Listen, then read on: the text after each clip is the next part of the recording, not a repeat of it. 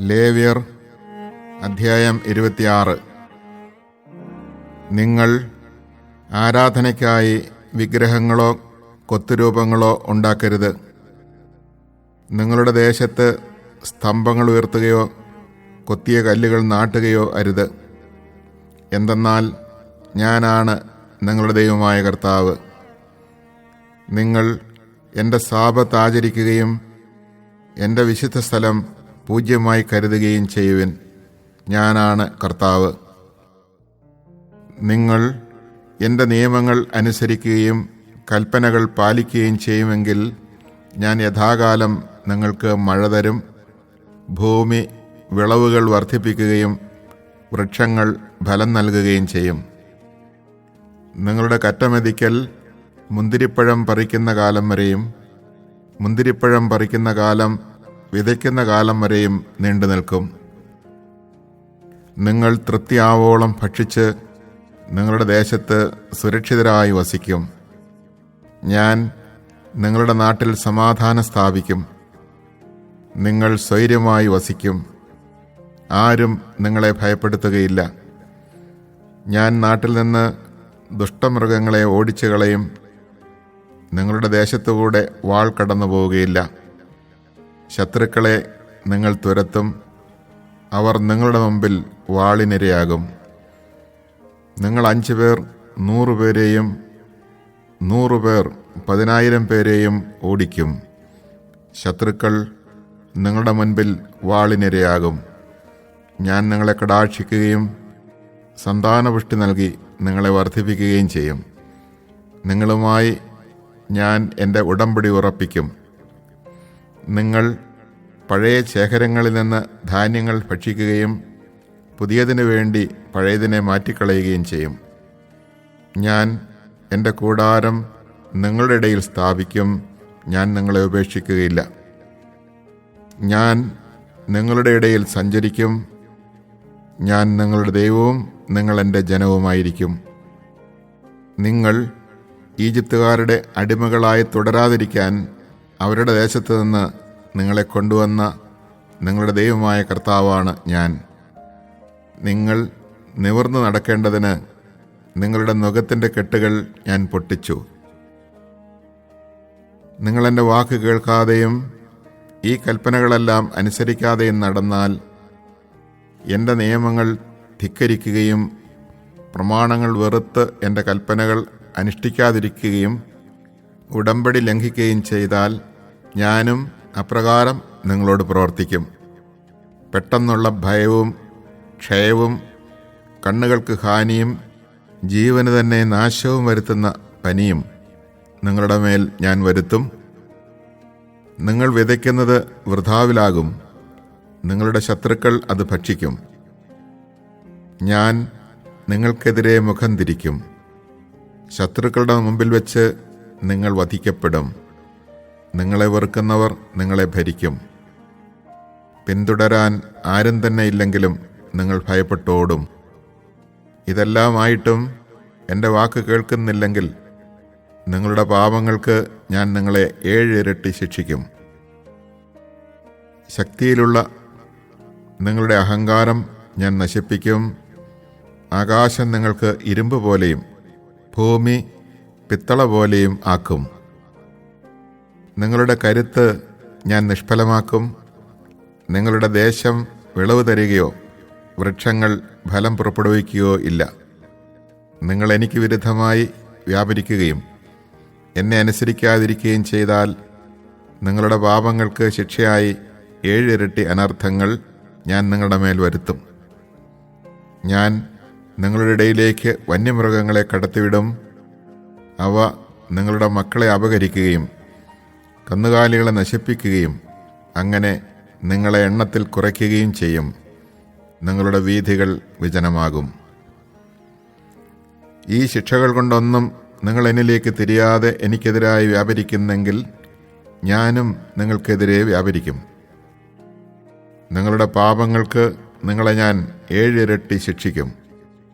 എൻ്റെ ഉടമ്പടിയുടെ പേരിൽ പ്രതികാരം ചെയ്യാൻ ഞാൻ നിങ്ങളുടെ മേൽ വാൾ വീശും. നിങ്ങൾ പട്ടണങ്ങളിൽ ഒന്നിച്ചുകൂടുമ്പോൾ ഞാൻ നിങ്ങളുടെ മേൽ പകർച്ചവ്യാധികൾ വരുത്തും. നിങ്ങൾ ശത്രുക്കളുടെ കൈകളിൽ അകപ്പെടുകയും ചെയ്യും. ഞാൻ നിങ്ങളുടെ അപ്പത്തിൻ്റെ അളവ് കുറയ്ക്കും. 10 സ്ത്രീകൾ ഒരടുപ്പിൽ അപ്പം പാകം ചെയ്യും. അവർ നിങ്ങൾക്ക് അപ്പം തൂക്കി അളന്നേ തരൂ. നിങ്ങൾ ഭക്ഷിക്കും, എന്നാൽ തൃപ്തരാവുകയില്ല.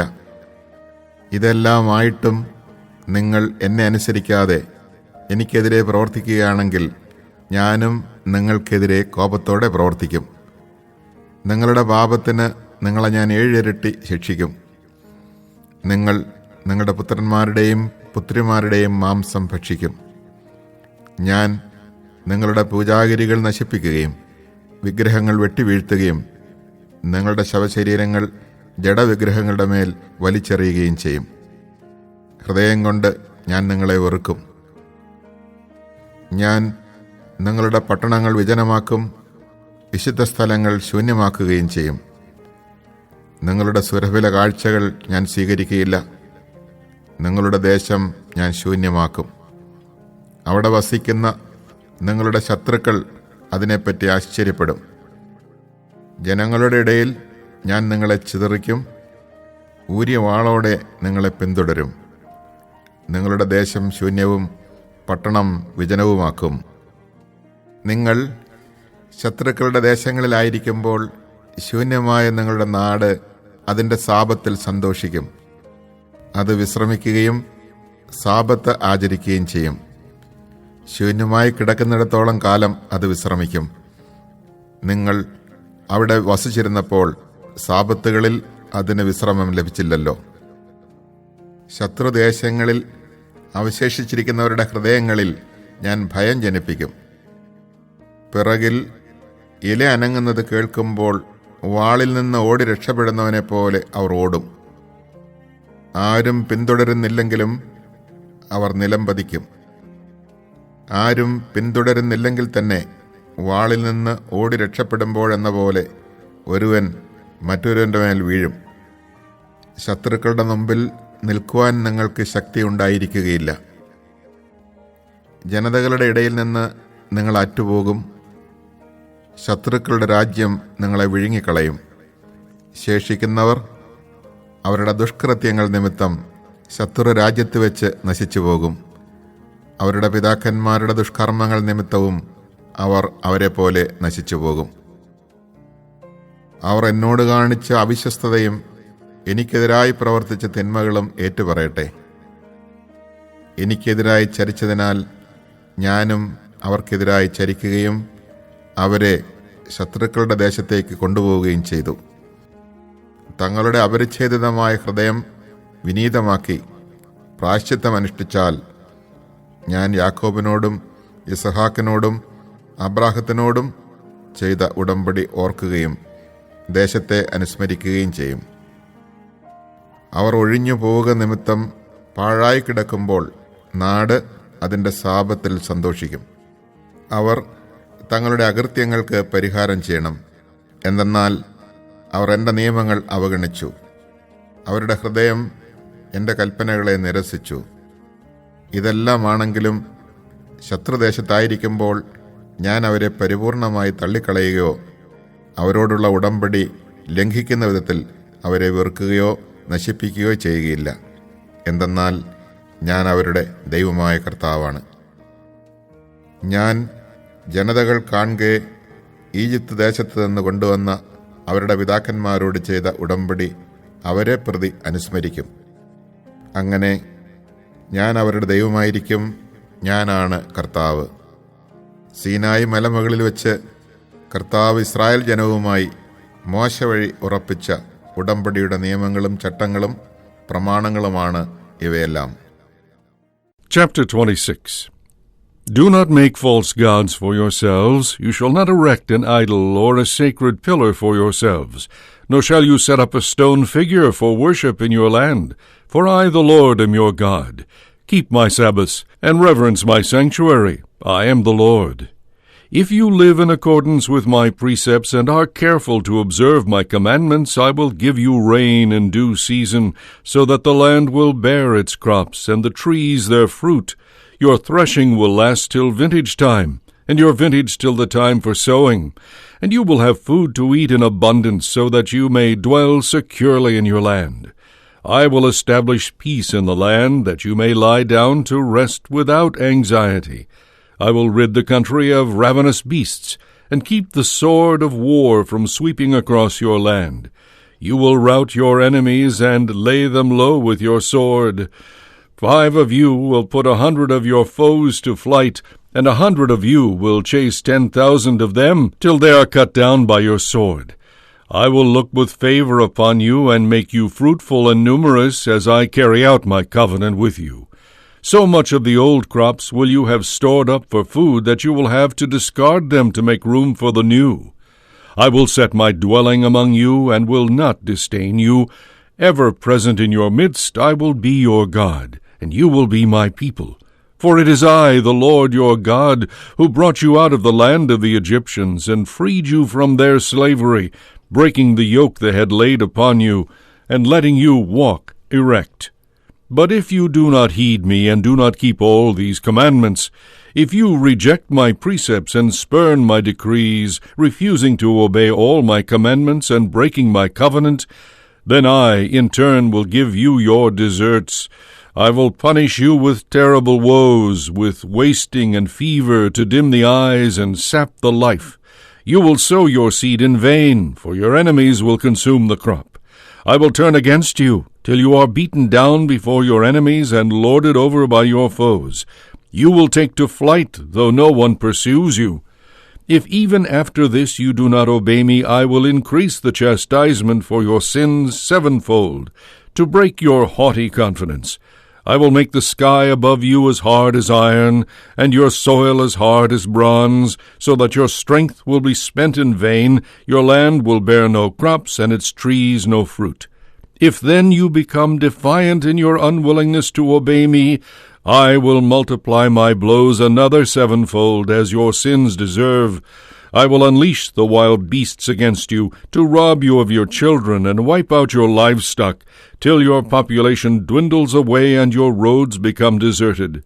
If, with all this, you still refuse to be chastened by me and continue to defy me, I too will defy you and will smite you for your sins 7 times harder than before. I will make the sword, the avenger of my covenant, sweep over you. Though you then huddle together in your walled cities, I will send in pestilence among you, till you are forced to surrender to the enemy. And as I cut off your supply of bread, 10 women will need but 1 oven for baking all the bread they dole out to you in rations, not enough food to still your hunger. If, despite all this, you still persist in disobeying and defying me, I also will meet you with fiery defiance, and will chastise you with 7-fold fiercer punishment for your sins, till you begin to eat the flesh of your own sons and daughters. I will demolish your high places, overthrow your incense stands, and cast your corpses on those of your idols. In my abhorrence of you, I will lay waste your cities and devastate your sanctuaries, refusing to accept your sweet-smelling offerings. So devastated will I leave the land that your very enemies who come to live there will stand aghast at the sight of it. You yourselves I will scatter among the nations at the point of my drawn sword, leaving your countryside desolate and your cities deserted. Then shall the land retrieve its lost Sabbaths during all the time it lies waste, while you are in the land of your enemies. Then shall the land have rest and make up for its Sabbaths, during all the time that it lies desolate, enjoying the rest that you would not let it have on the Sabbaths when you lived there. Those of you who survive in the lands of their enemies I will make so faint-hearted that, if leaves rustle behind them, they will flee headlong, as if from the sword, though no one pursues them, stumbling over one another as if to escape a weapon, while no one is after them. So helpless will you be to take a stand against your foes. You will be lost among the Gentiles, swallowed up in your enemies' country. Those of you who survive in the lands of their enemies will waste away for their own and their fathers' guilt. Thus they will have to confess that they and their fathers were guilty of having rebelled against me and of having defied me, so that I too had to defy them and bring them into their enemies' land. Then, when their uncircumcised hearts are humbled, and they make amends for their guilt, I will remember my covenant with Jacob, my covenant with Isaac, and my covenant with Abraham. And of the land too I will be mindful. But the land must first be rid of them, that in its desolation it may make up its lost Sabbaths, and that they too may make good the debt of their guilt for having spurned my precepts and abhorred my statutes. Yet even so, even while they are in their enemy's land, I will not reject or spurn them, lest by wiping them out I make void my covenant with them. For I, the Lord, am their God. I will remember them because of the covenant I made with their forefathers, whom I brought out of the land of Egypt under the very eyes of the Gentiles, that I, the Lord, might be their God. These are the precepts, decrees, and laws which the Lord had Moses promulgate on Mount Sinai in the pact between himself and the Israelites.